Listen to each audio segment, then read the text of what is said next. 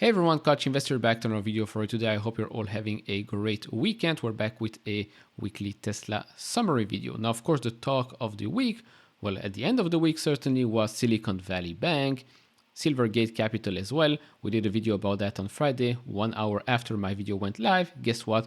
No more Silicon Valley Bank. Now, will the same happen with the big banks? No, I still think that the big banks in the United States are in a much better place today than they were in '08, and I don't think any one of those, Goldman Sachs, JP Morgan, etc., are in any danger. Of course, things move extremely fast these days, but again, the big banks, in my opinion, are pretty safe. Those smaller-ish banks, maybe stay clear of those. But in this video, we're going to talk about Tesla, some China numbers, note by Adam Jonas that I want to pick your brains about with regards to price reductions, raises in price, etc. Lots of information in this video, but first let's start with the graph because I think you all like it. Usually I do this at the end of the video, but let's now pull it forward. So first up, a quick reminder. A couple of weeks back, I told you there is a gap here. There is a gap at around 100 and what is it, 45 to $155. Now this means we will have to drop another 13% to basically fill that gap, or maybe a bit more, 15% to fill that gap. Now this is on a daily chart, so if we move to the weekly one, you can clearly see now 3 great candles, one after the other, and the third one was a pretty big one under the 20, the 50-day moving average. So currently not such a great picture, especially not if we zoom out. We know that around 150 is a previous, let's say, support / resistance there back, when was it? October 2020. So long time ago. Now, in this case, MACD still bullish, RSI is fine, 43 there. So no reason to panic as of yet. Just remember there is this gap. Most gaps do get filled. Then a quick reminder, because I don't think I've covered this before. So Tesla secured back in February 13th. So Tesla secured massive new 1 gigawatt hour megapack project in Canada. So they say here the Oneida energy storage project is the largest of its kind in Canada and amongst the largest in the world. It will provide a gigawatt hour of much needed capacity to the Ontario grid while prioritizing local indigenous partnerships and environmental benefits. NRS Store and 6 nations of the Grand River Development Corporation have been jointly developing the project since 2018 and are also pleased to announce Northland Power's participation as an equity and operating partner. Now remember, Tesla's megapacks, well, we know that these are basically sold out for the next 2 years, so add another huge order there. And the story with Tesla Energy is the same.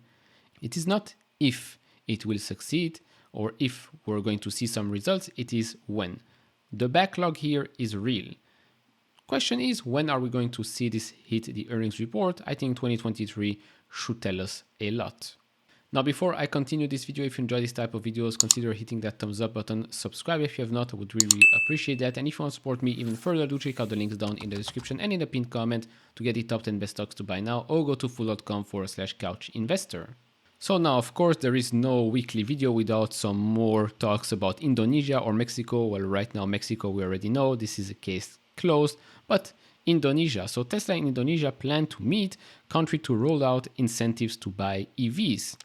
So Indonesia will provide incentives to boost sales of electric vehicles starting March 20 as part of efforts to accelerate adoption and attract investments from companies like Tesla. We've heard this rumor, this news circling around Indonesia and Tesla for a while now.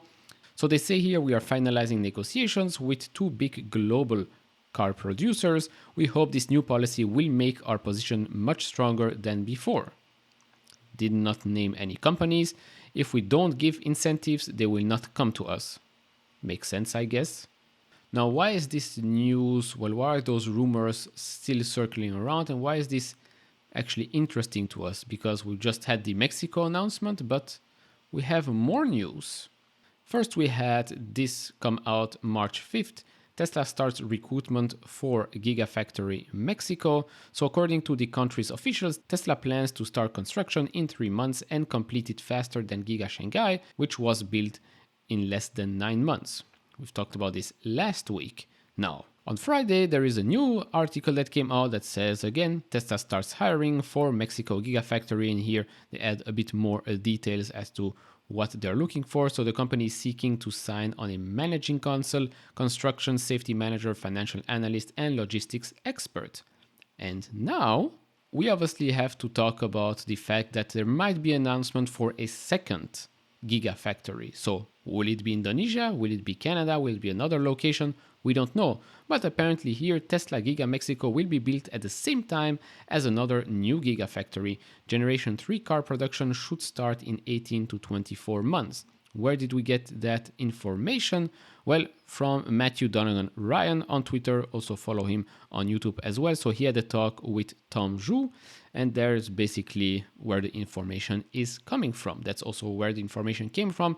That's also, I believe, where the information came from, where they said that they want to build it faster than Shanghai, which was built in 9 months. Or maybe it's the Mexican officials that are leaking this information without Tesla confirming it. I don't know. Could be at this point. Up next, we have some breaking news here from Sawyer, who hit 400,000 followers on Twitter, so congrats to him. Tremendous work. He's providing a lot of value for Tesla shareholders, but for everybody that likes to follow this news. So if you're not following on Twitter, what are you doing? Basically, he says here, Tesla has reduced the starting prices of the Model S and X in the United States. Quite significant price reductions here. And why is this important? Well, first of all, Model X and S are really not contributing that much overall right now, right? It's pretty expensive to buy those cars. Right now, the whole, let's say, focus is on ramping up Model Y overall worldwide, Model 3 as well, and then Cybertruck, Semi, etc., etc. But if we look at the S and X inventory levels, we can see that on March 6th, when this was announced, we can see that it was at 550. Then we had that huge jump here. So maybe they were preparing to suddenly deliver a chunk of S and X, put it in inventory, put it on sale, and that's why you see this huge spike here, but also the price reduction. Since that huge spike, the cars have been selling a little bit. Now overall, if we look at Model Y and 3, you can clearly see that, well, there are not that many cars available, let's say. We're now at 458. And again, you can see the same trend here. We're up at around 500-ish on average. Then we go down to around 160, 170, go back up, go back down, up, down, up, down. So overall, this is not a lot of inventory.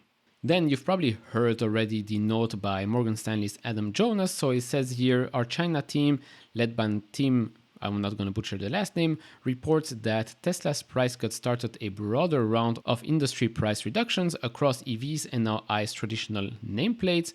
Unlike earlier cuts that triggered a strong demand response, this round has not seen follow through as customers wait for further cuts. Of course, they also talk here a bit about BYD. But on the one side, it makes sense, right? If you're looking to buy a car and you see that these cuts have been happening, then maybe you'll sit on the sidelines and wait for more cuts. Makes sense. On the flip side, there might also be a reason why Tesla has reduced prices and then suddenly, I don't know, a month later or so, has increased prices. Why is that? Because in the case, the first case here of them knowing that people might think that they will continue to cut prices, suddenly by raising the price again, you're suddenly putting a little bit of pressure on that camp of sitting on the sideline, because suddenly they are thinking, maybe there are no further cuts happening, so I might as well buy the car right now. Might not always work, but I think that's their way of thinking. A bit sneaky, but smart. Then we also have a new red color for the Model S. In my opinion, the cherry one is nicer than what they call here ultra red, and to be honest, to pay another $3,000 for just a new color, a bit too much in my opinion. And then for those beta FSD drivers or FSD lovers, well, we've got some extra updates here. So new beta message waiting for bicyclist. Why is it not saying waiting for a cyclist? I don't know, but we got here some extra information, new polished way of, well, visualizing stuff. I'm sure we're going to see more and more videos in the coming weeks. Still not available to everyone out there. Maybe in 2 weeks it will. Then we have some good information with regards to China. So some information here from Moneyball. So Tesla made in China wholesale was for February 74,402. Out of those, you have 51,412 Model Ys, 22,990 Model 3, 40,479 were exports, and 33,993 were retail, which ranks Tesla number one for February exports here. Number two is SAIC, I think, and BYD is number three. Now, if we look at the wholesale numbers, you can see that, well, BYD is obviously number one, 191,664. Again, of course, we always compare with BYD, but BYD and Tesla are not selling apples to apples the same cars as of now. And then if we look at the February insured units for pure NEV brands, number one, Tesla, cool. Then, pretty boring by now, seeing Tesla in the top spots. Then we also have the February insurers model, so pure NEV brands model, Tesla Model Y number one, Tesla Model 3 number two, and then the GAC Aeon Y number three. Moving on to Europe, we have here some information by Alex. So Tesla grows year-over-year battery electric vehicle sales more than twice as fast as all other auto groups in Germany. You can clearly see here, Tesla again, the outlier. Well, maybe we should tell Volkswagen Group a little congratulations as well there. And so to conclude, while this week ended on a more turbulent news, overall with Tesla, it's the same thing all over again, right? Great execution, great growth. It will just be crushing the competition over and over. And for legacy automakers, of course, more troubles ahead. We've seen what happened with General Motors this week. If not, I'm sure Farzad or the others have covered it on their channels. But to me, Tesla right now, recession, no recession, financial trouble with banks or not, Tesla is financially in a good spot, competitively in a very, very good spot as well. So to me, really no reason to stress around. Of course, the stock might do whatever it does in the short term. We've talked about that gap, $150, $145. Will it happen or not? I don't know. I don't have a crystal ball, but most gaps do get filled. Do with that information what you want, but hey, do share your thoughts down in the comments below. Did I miss something this week? What you want to see more in the next week's video? Let me know down in the comments as well. If you enjoy this type of videos, leave it a thumbs up, subscribe if you have not, and I'll see you all in the next one. Bye bye.